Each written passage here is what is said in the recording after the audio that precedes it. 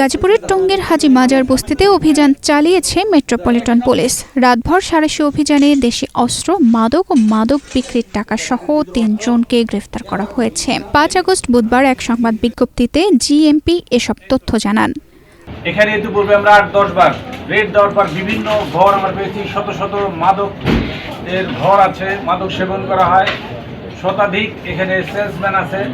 এখানে আগের দিন আমরা বলেছিলাম যে কিং বাবু, শাহাবুদ্দিন, সিদ্দিকুল ইসলাম, ডুবলি, এইসব লোকগুলো এগুলো নিয়ন্ত্রণ করে থাকে। নন ইনভার্টার এসির দামে ঘরে আনুন বিদ্যুৎ সাশ্রয়ী ইনভার্টার এসি।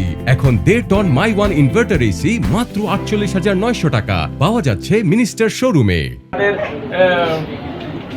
কয়েক ডজন ম্যানেজার আছে, অনেকগুলো বাড়ি তারা বস্তি দখল করে মানুষকে ভাড়া দিয়ে আসছে। সেই ভাড়া বাড়ির মধ্যে একটা দুটো তাদের নিয়ন্ত্রণে রেখে দিয়েছে। সেই সব জায়গায় তারা এই মাদকের আস্তানা কেড়ে বসেছে। মঙ্গলবার মধ্যরাত থেকে আজ ভোর পর্যন্ত জিএমপির অতিরিক্ত কমিশনার মোহাম্মদ বেলায়েত হোসেনের নেতৃত্বে একটি দল টঙ্গীর হাজী মাজার বস্তিতে অভিযান চালায়। এ সময় বিপুল পরিমাণ দেশীয় অস্ত্র, ইয়াবা, ফেন্সিডিলের খালি বোতল, মাদক বিক্রির টাকা, চুরি, ছিনতাইয়ের সরঞ্জাম সহ ৩ জনকে গ্রেফতার করা হয়।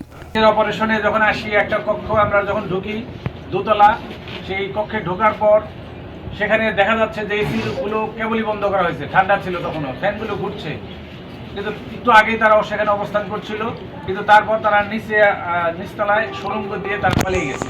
নিচতলায় এই যে অঞ্চলটি আছে এর নিচ দিয়ে একটির সাথে আরেকটি সুড়ঙ্গ আছে, তো কোন জায়গা দিয়ে আছে, কোথা দিয়ে বেরিয়ে যায় নদীর সাথে এখনো জানা যাচ্ছে না। বিশাল সুড়ঙ্গ, এটা ভেঙে দেওয়া ছাড়া কোনোভাবে সম্ভব না। গাজীপুর মেট্রোপলিটন পুলিশের অতিরিক্ত কমিশনার বলেন, টঙ্গী থেকে মাদক নির্মূলের কাজ করছে গাজীপুর মেট্রোপলিটন পুলিশ।